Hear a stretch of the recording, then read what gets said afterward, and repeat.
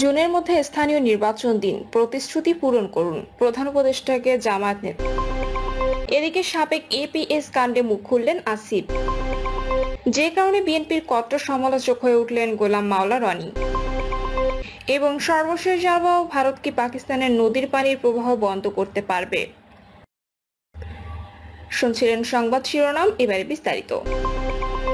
জুনের মধ্যে স্থানীয় নির্বাচন দিন, প্রতিশ্রুতি পূরণ করুন, প্রধান উপদেষ্টাকে জামায়াত নেতা।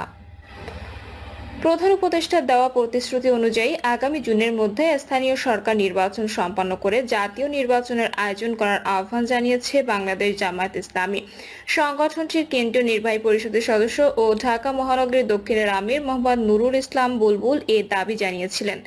নুরুল ইসলাম বুলবুল বলেন, জনদুর্ভোগ কমাতে জাতীয় নয়, আগে স্থানীয় সরকার নির্বাচন প্রয়োজন। প্রধান উপদেষ্টা যে প্রতিশ্রুতি দিয়েছেন তা জুনের মধ্যে বাস্তবায়ন করতে হবে। তিনি আরো বলেন, গণহত্যার বিচার ও কাঠামোগত সংস্কার ছাড়া নির্বাচন কেবল ক্ষমতার পালাবদলের মাধ্যমে সীমাবদ্ধ থাকবে।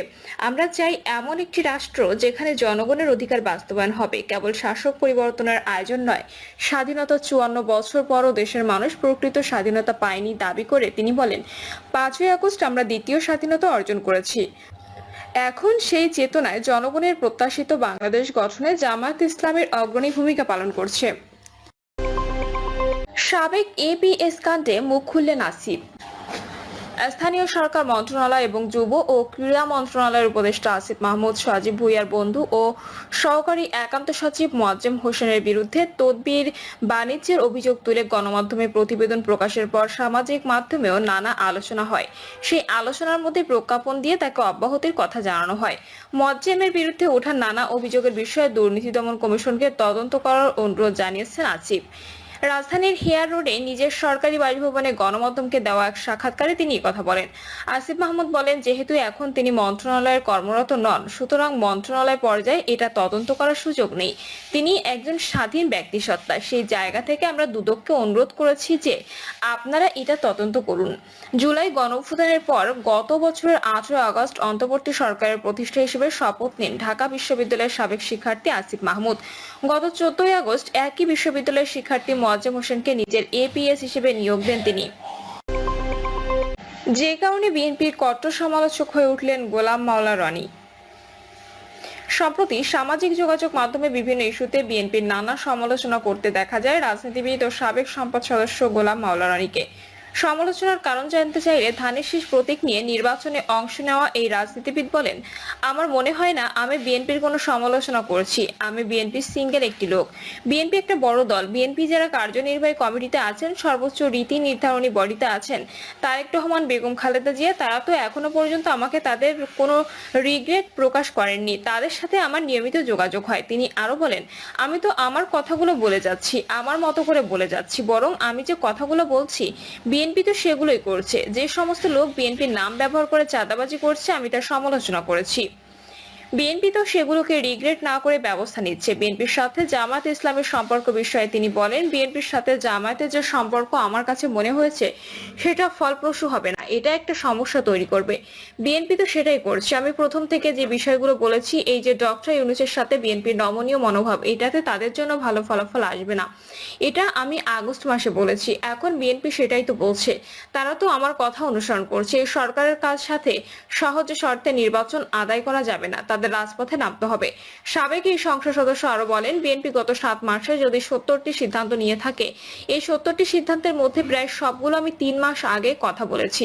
তারা প্রথমে কিছু সিদ্ধান্ত নিতে চায়নি। গণ অধিকার পরিষদের নুরুল হক নূরকে বিএনপির পক্ষ থেকে চিঠি দেওয়ার কারণে সমালোচনা করার বিষয়ে কোনো প্রভাব ফেলেছে কিনা এমন প্রশ্নের উত্তরে তিনি বলেন, আমার এলাকায় নির্বাচন করতে গেলে কোনো রাজনৈতিক দলের মনোনয়ন আমার দরকার নেই। আমি স্বতন্ত্র হয়ে পাশ করে আসতে পারি। সেখান থেকে সুষ্ঠু নির্বাচনের মাধ্যমে সেখান থেকে কাউকে পাশ করে আনতে হলে প্রতিদ্বন্দ্বী হিসেবে সব দলের কাছে আমার আকর্ষণ থাকবে।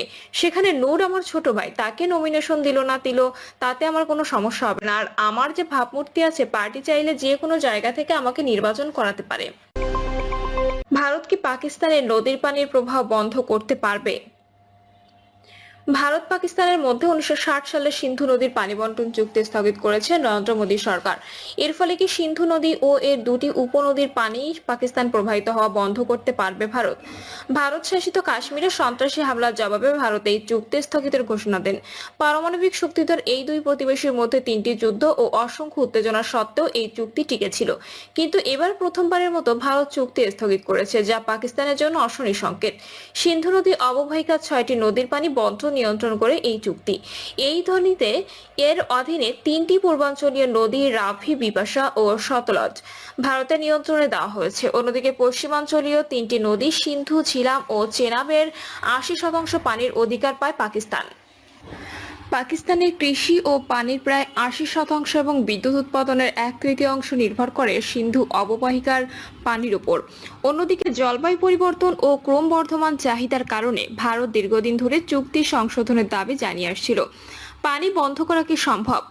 ভারত যদি পাকিস্তানের দিকে প্রবাহিত পানি বন্ধ করতে চায়, তাহলে তাদের বিপুল পরিমাণ পানি আটকে রাখার জন্য বিশাল অবকাঠামো তৈরি করতে হবে। কিন্তু বিশেষজ্ঞরা বলছেন, বর্ষাকালে সিন্ধু অববাহিকার শত শত কোটি ঘনমিটার পানি আটকানো ভারতের পক্ষে প্রায় অসম্ভব। ভারতের বর্তমান জলবিদ্যুৎ প্রকল্পগুলো মূলত রান অব দ্য রিভার ধরনের, যেগুলোতে বড় ধরনের জলাধারের প্রয়োজন হয় না, বলছেন দক্ষিণ এশিয়া নেটওয়ার্ক অন ড্যামস, ডিপজার্ভস অ্যান্ড পিপলের জনসম্পদ বিশেষজ্ঞ হিমাংশু ঠাক্কর। তবে শুষ্ক মৌসুমে ভারত যদি পানি প্রবাহ নিয়ন্ত্রণ করে, তাহলে পাকিস্তানের কৃষি ও পানীয় জলের সংকট তৈরি হতে পারে। শুষ্ক মৌসুমে পানির প্রবাহ কমে গেলে ভারতের জলাধারগুলো বেশি গুরুত্বপূর্ণ হয়ে ওঠে, বলেছেন ফ্যাক্টস বিশ্ববিদ্যালয়ের সহকারী অধ্যাপক হাসান ইফ খান।